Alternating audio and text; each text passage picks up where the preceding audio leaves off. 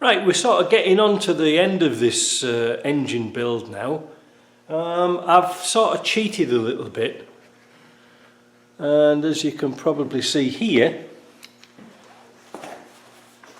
I've got a gearbox on already. Now that's an LT77 suffix E. It's the same date range as this engine. Why did I put it on? One, I had one. Somebody gave it to me, and I stripped it down last week while I was doing this, and I found out it was beautiful inside. The main shaft was lovely, everything was good. I think somebody had rebuilt it. The bearings were like new, they were all Timken bearings. I ain't going to change them. The synchros were good, everything was good, except somebody didn't set up the shimming right. So I re-shimmed it, put it back together with the gasket set, bingo. You don't always have to replace bearings just because you're in there. If they're okay, just leave them as they are. Now, what we're going to do today... Oh, why I put it on? Curtis was here, so he gave me a hand to put it on. And I've noticed on this engine here, there was no studs. It was just bolts. I don't know if somebody had changed it before, but anyway, it didn't have any, so I didn't get any on. Now, one thing I have to do to this motor before I actually, put it to bed, is to test it with the smoke tester. Now, I've found some special items that might be of interest to you, and they'll be here in about 10 days, so we'll have to wait for this. I want to show you a couple of little things that will make life interesting if you're going to do smoke testing, all right? So we'll just wait for that. But today, we're going to have a look at these things, which I've never seen for a long, long time. I think they're called sparking plugs. Yeah, these are NGK ones. These were actually in the engine, and they were remarkably clean. I think they'd been changed a long time ago, but not used, if you see what I mean. So I've gapped all these plugs up to 30,000th of an inch.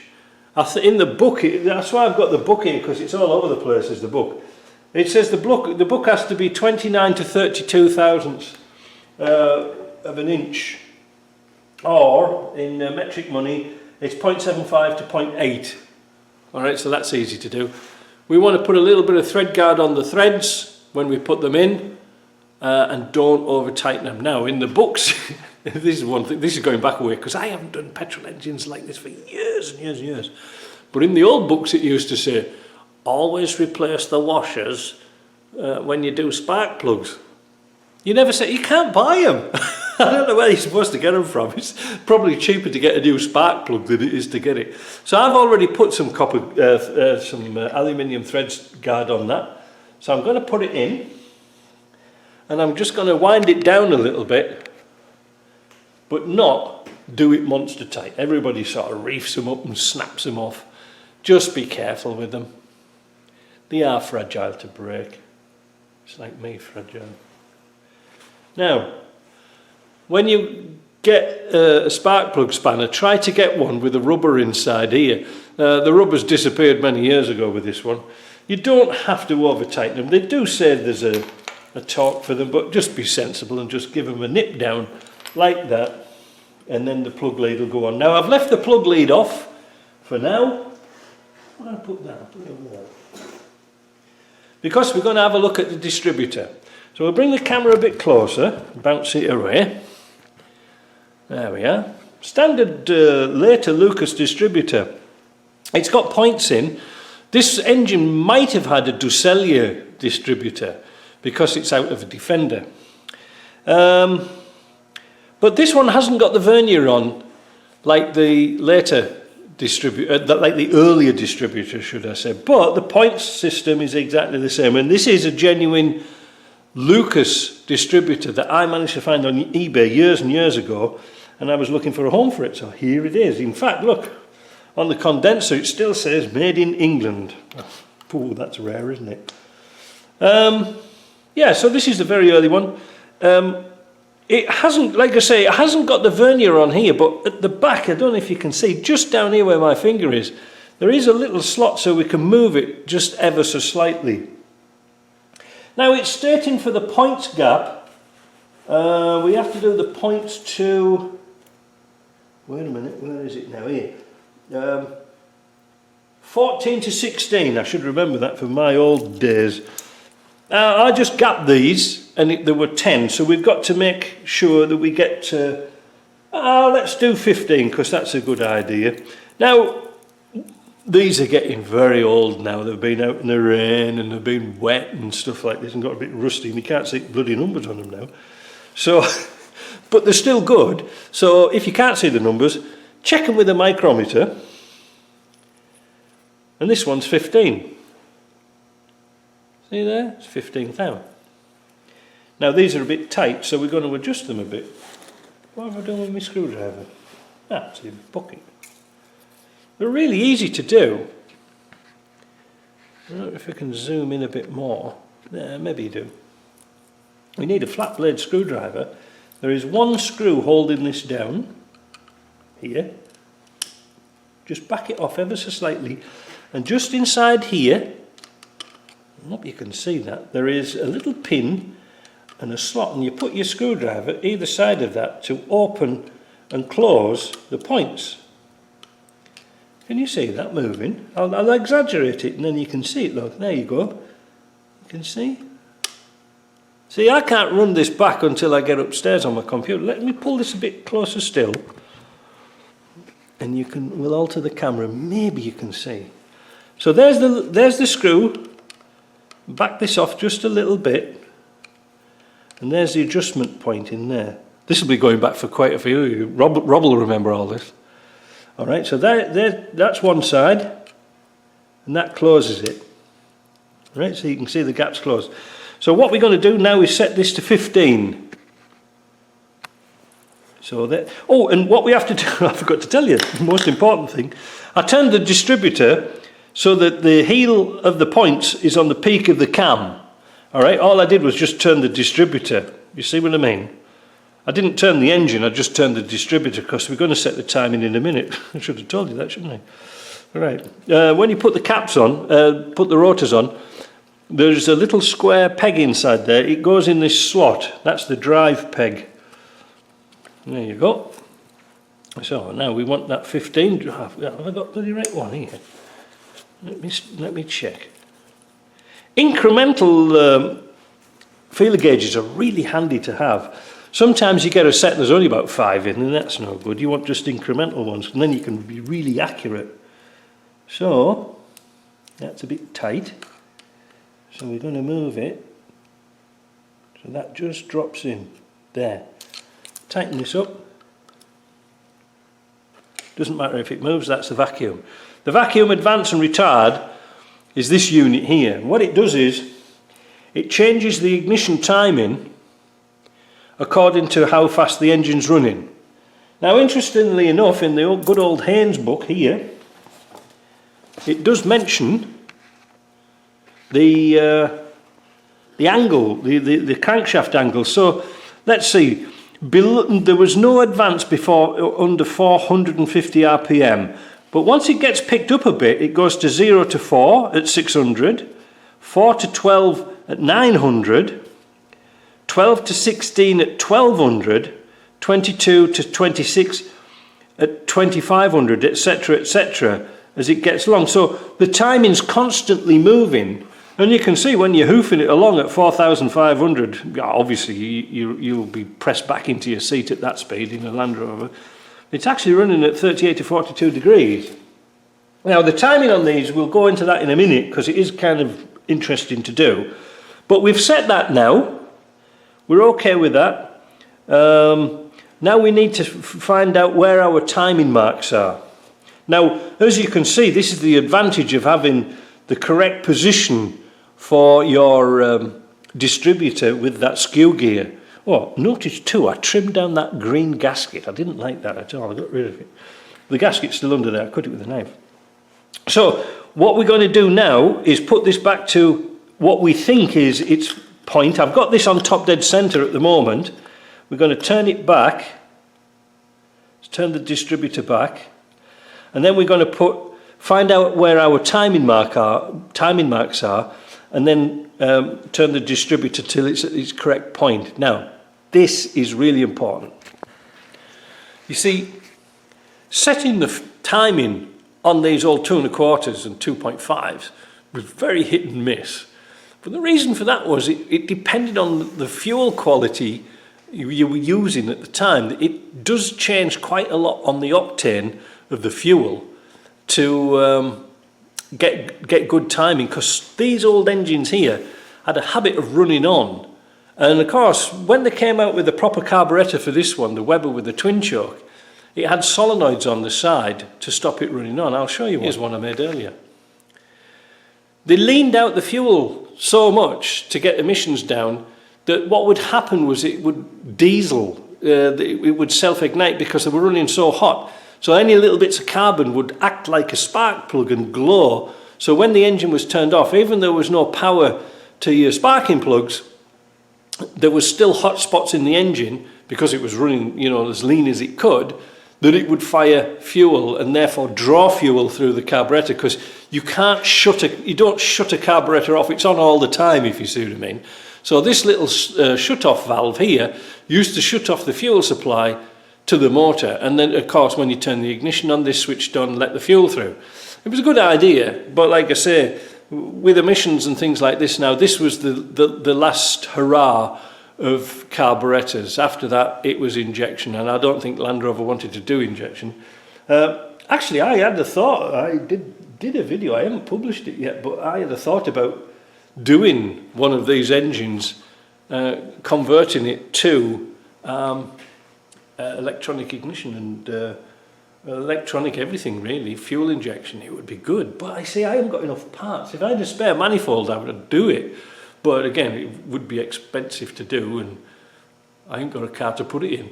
So, but the good thing is, whilst I'm on a ramble, I have over there an old Weber. I'll show you the Weber I had in mind. This is a 2 1/4 petrol Weber carburetor. We had this on this engine just to get it running. We just needed to have it started because, well, there was another ramble. We sent this engine down to the States in a car that was supposed to have one of these engines in it instead of a 2 300 TDI. They wouldn't let it go across the border until it saw 2 1/4 petrol. So we had this old carb on the shelf, and as you can probably see, the linkages are missing and things like this. Well, they only wanted to see it running, so we had this. We had petrol in the washer bottle, so we wired up the screen wash bottle to the ignition, so that when you turn the ignition on, it would act like a fuel pump and push fuel into it. What a mess about. Anyway, I digress. So this was the original carbon. You can see bits are missing off it. There's bits missing off here. The Webers were a very good carb for a 2 1/4. Single Venturi, very simple. Parts, well, I don't know if I could get parts. There seems to be a little spring missing and bits and pieces like that. Probably easy to find. But I found this morning on LR Direct, you can get a Zenith, probably a Zenith copy, for like $60, which was nothing. It was cheap as chips. So because I'm not going to be using this engine in a car at the moment, I'm just going to bolt one of those on, because these are kind of expensive. I think these were about 70 quid. So I'm just going to try the Zenith. So I'll get that order next week, and then we can sort of try and get this started. I'll tell you what else I'm stuck for. I'm stuck for a right-hand engine mounting, like off a 2.5 diesel or something like that. If anybody's got one, let me know. I have an engine mounting for the other side, but not for this side for some strange reason. Oh, what a life, eh? Yeah, no, I can put this in my engine, my test frame, later on this year, but it won't be now because I've got other things I've got to do first. But anyway, where the hell was I? I've digressed so much I don't know where I was. Oh, timing, that's right. Let's get on with that. Actually, I was mentioning about timing because of the fuel quality. I don't know, I get lost sometimes. I go away and come back. These engines were designed to run on very poor fuel quality, and you adjusted the timing in accordance to the fuel that you're using. Now, in Canada, we must have the worst petrol imaginable. It's got very little octane in it. I don't know what it is. You would almost call it 2-star, but it's unleaded. I don't think we've got the ethanol. Well, I don't know. Yes, we've got ethanol petrol here, but I don't know. I don't really buy it. That's why I like diesels. But anyway, I digress. The timing is sort of hit and miss on these engines. In the book, it does go into detail about this. So it says here 8:1 compression ratio. That's what this one is, because it's got the little square knobbly bit next to the carburetor. So it's an 8:1. So it says here, set the static timing, that is with the engine not moving, not turning, to top dead center using 90 octane fuel. Now, depends where you are, because 90 octane here, I don't know if it's the same. I really don't know. And it says 3 degrees after top dead center using 85 octane fuel after top dead center. Now that usually means, this is usually odd, because when an engine's running, when the piston's coming up the bore on its compression stroke waiting for a spark, you usually fire the spark plug just before top dead center, maybe 3 degrees, 4 degrees before top dead center. If you fire it at top dead center or after top dead center, that means the piston's already going down the bore when it hasn't got its maximum compression, if you see what I mean. So it's already going down the bore, and then you're firing it to go down.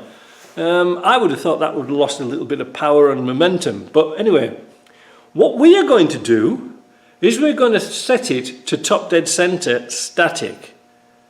Now when we get this engine running, then we can set it dynamically using a stroboscope. I shall show you one here. I'll see if I can find the bloody thing. I've never used it for years. I'll have to have a look for it. So here is a kind of an expensive timing light. It comes with all the leads and bits and pieces, and you can see this bit here. Well, you clamp this round your spark plug wire on number 1 cylinder, and then once it's running, you get a readout on here of the timing.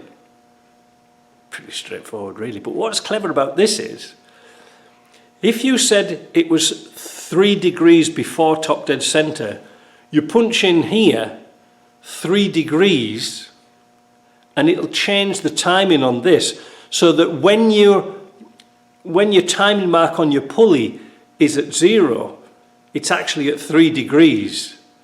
You see what I mean? So you can actually play with these settings. So say for example it was 6 degrees, you know, instead of looking at your timing marks on your pulley down here looking for 6 degrees, there's many an engine hasn't got any marks on it. It's only got a pointer and a mark for top dead center. So by setting this, advancing it to 3 degrees, the marks will be on 0, but your pulley, your timing would actually be 3 degrees before top dead center. It's kind of clever really. It's kind of bloody expensive if you're sitting in a box on a shelf for that long. But anyway, let's have a look at the timing marks. Right, we're going to do this bit again. Not only did I realise that I had taco sauce all down my shirt from last night, what a child. I didn't explain very clearly about timing marks. So we're going to set the crank up to the correct timing mark. And what I'm going to do for an example, I'm going to set it up to 3 degrees, because I mentioned earlier about 3 degrees on the strobe. But also it's a sort of a nice little figure to use to start off with. Usually, like I mentioned, the spark plug fires just before compression, so that when it goes over the top dead center, it's just priming itself to fire. It's all, you know, the synchronization of engines is really, you know, it's surprising, isn't it? But anyway, let's go back to this book here and do a few explanations for you. And this will make life a little bit easier for these people who don't understand or have never been brought up with engines like we have done. TDC, top dead center. Should explain that, should have explained it ages. But that means when the piston is coming up the bore and the crank can't go any higher, and then it starts to come back down again. That's top dead center. When we've got marks like this, it goes ATDC. That means after top dead center. So that means your piston's come up, it's got to top dead center, and now it's coming back down. That's after top dead center. Before BDTC means before top dead centre. So it's just coming up. This is the top of the cylinder. It hasn't quite got there, and then the spark comes and then fire, and it comes back down again. So that should be pretty straightforward. Even I can understand that. So what I'm going to do is I'm going to set this engine up to go to 3 degrees before top dead centre. Now you can see down here, let me stop this swinging and let's zoom in a bit. We have some timing marks. On the series, the series types of engines, there was timing marks on the flywheel, but these have conveniently put the marks here.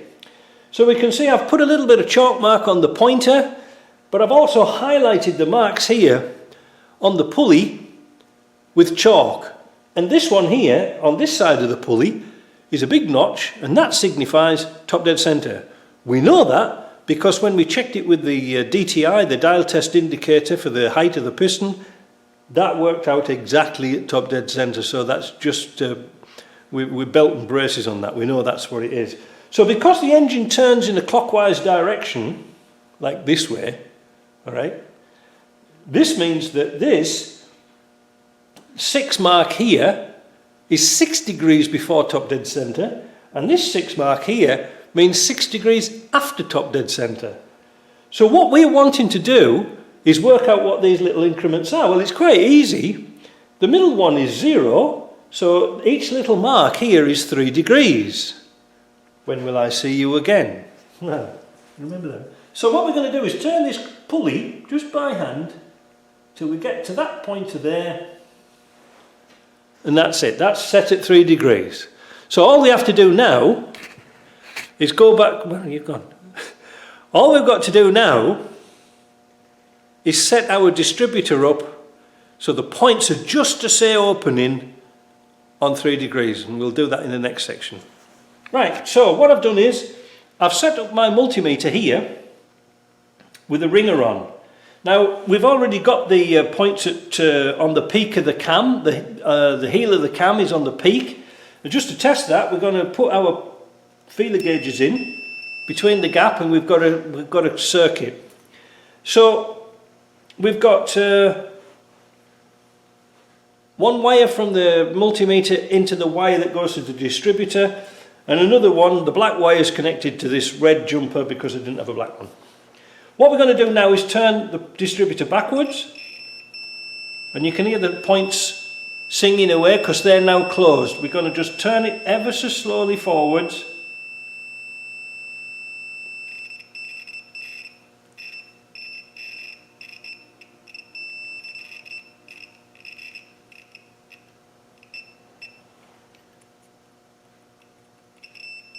Just about there. The reason why it's playing her up is that there's a rubber O-ring around here, and you can't really get a feel for it, but that is its point where it needs tightening up.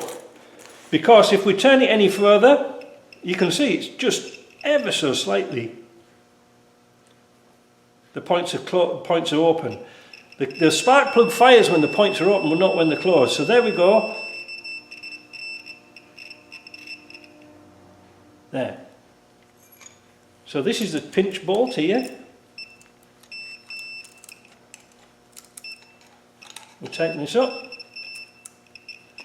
And then under here, there's a little vernier. You see? We'll get a 10mm and we'll tighten that up. We're going to tighten this one down. Now again, this is just to get the rough setting of this motor, because we're going to do it static, but that'll fire it up now. And remember, like I said, the points, when the points open, that's when the spark plug fires, not when they close. It's the opposite way around. To me, that is all now set up, so all we've got to do is put a little bit of oil down this distributor. I'll go and get my oil can. Just before I oil it, I should point out to you that this is the type of the old Lucas points for this distributor, because it's got a little, instead of having this type, which is the traditional type with a little nut on here where you put your contacts, these just had a a little spring clip, so you avoided putting the wires on the wrong way around. A lot of people make that mistake. But notice here, there's two little prongs, and there's supposed to be a little piece of felt sits in there to lubricate the distributor cam as it's going around. But that's missing. It doesn't come with that, and it's not even in here, so I don't know where that's gone. And also, there should be a little tiny dab of felt in the top of here to lubricate the shaft. Now, why do you have to lubricate your shaft? Well, it's kind of important. Let me get the oil can out. No, distributor can back. There is a shaft inside a shaft. This controls your advance and your retard of your spark. So what happens is sometimes that these shafts seize up and you've got no advance and retard, and your engine runs like a pack of spanners, you know, it doesn't run right. So we're just going to put a little bit of, let's get some oil through this first. There we go. A couple of drops. That's all it needs. Then put that back on in its right place, in its rightful place. And I'm going to put a couple of drops down inside the advance and retard mechanism. We'll take a distributor to bits one of these days. You can see it pouring out now, so it's doing its job. We'll take one to bits one of these days when I find one, but this is the only distributor I've got left. I haven't got any more left.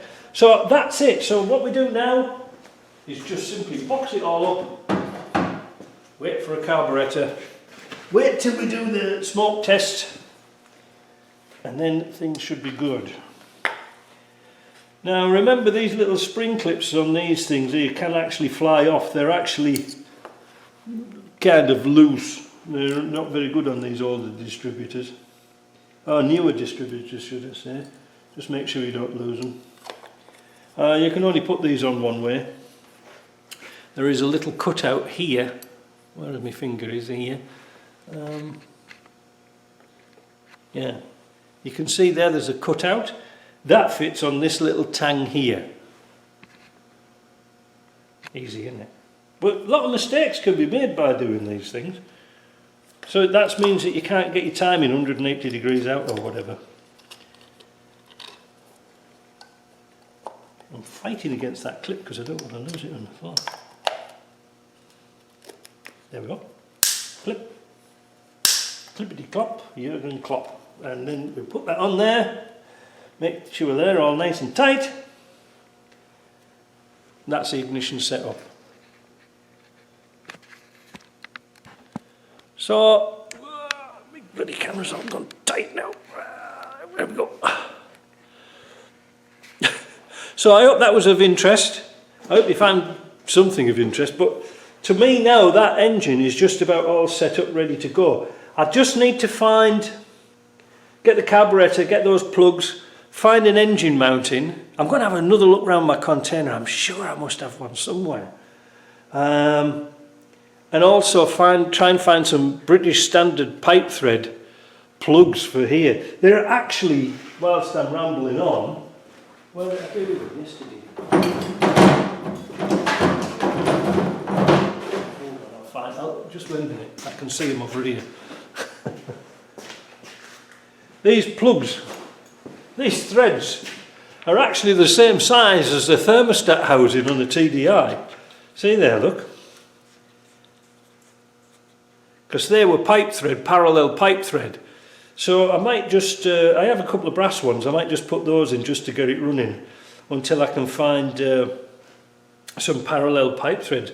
The thread sizes over here in North America land is national pipe thread, and it's a little bit different. But anyway, I'll put them on just in case we spew oil out. What else am I looking for? Yeah, mounting, carburetor, and then that's about it really. Well, anyway, like I say, I hope you like that. It was a bit of fun, bit of a nostalgia looking back at old points and plugs and things like that. But we're done on this until we get to get it started. Oh, smoke tested, then get it started.